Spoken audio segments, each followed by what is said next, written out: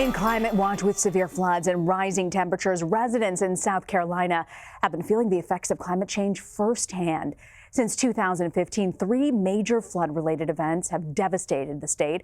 Climate change is believed to have contributed to the size and severity of the storms.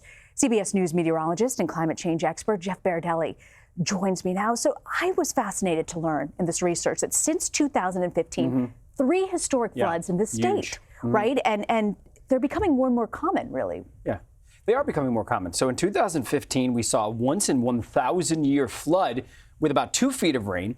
And then in 2016 and 2018, we once again saw 2 feet of rain.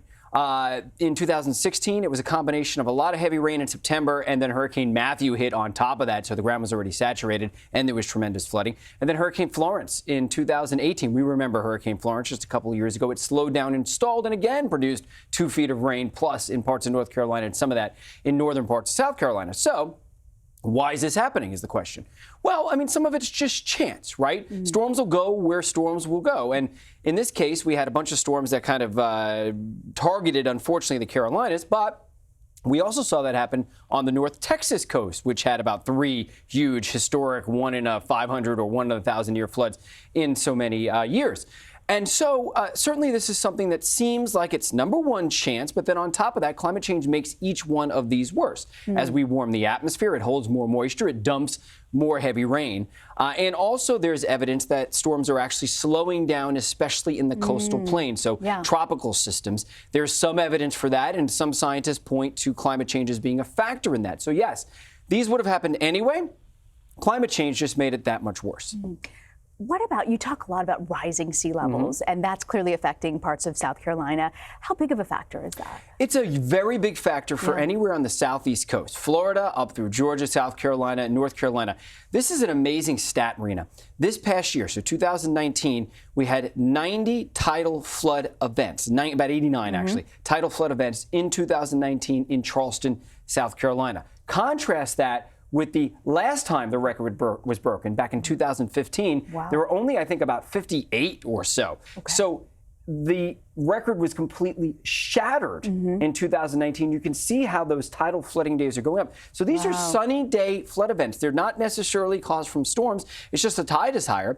And that's because sea level is rising because of the melting ice around the world. In addition to that, when you warm up the water, it expands, heat expands. And in addition to that, along South Carolina's coast, there's some subsidence that's all combining. So things are getting worse there. And as you start to see more flood events, and we've been seeing that, it starts to impair infrastructure. And it also, and Charleston says that they're going to require more residents to have flood insurance. If you require more residents to have flood insurance, then it reduces the value of homes in that area. So it's climate change that also very significantly affects property values.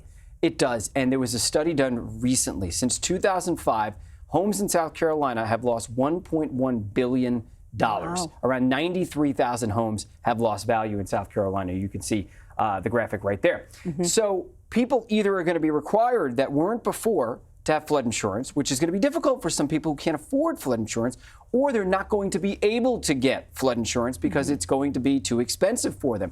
Well, if you're in a flood zone and you can't get flood insurance, who is going to buy your home? So that is a big concern, not just in South Carolina, but up and down the southeast coast, and really in many areas everywhere around the world, actually. That's a climate change impact that has immediate effect on people's lives. Yeah, and you know, sea level will continue to rise. So, you know, we don't know exactly how much. Worst case estimates have it at 6 or 8 feet by 2100. Can you imagine 6 or 8 feet? That is seemingly unlikely, but there's the off chance that could happen. More likely, it's 1.5 to 3 feet of storm surge.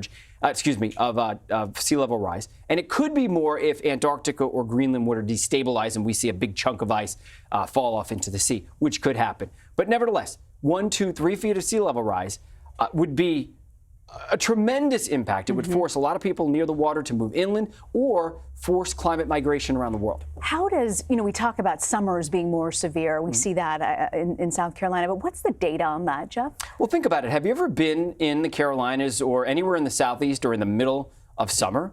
It's already so oppressive and borderline dangerous for elderly people and for people that are sick. Well, you know, all these areas, as you can see here, this is Columbia, South Carolina. we're seeing about 20 more days than back in 1970 of temperatures above 95. Think about that, 20 more days.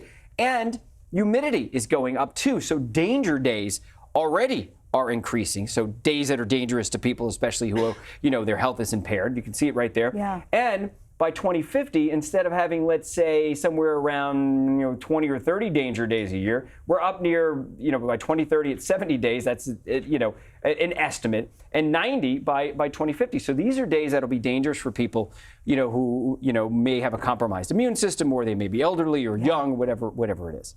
When you talk about this as a campaign issue, South Carolina primary today, big day for South Carolina.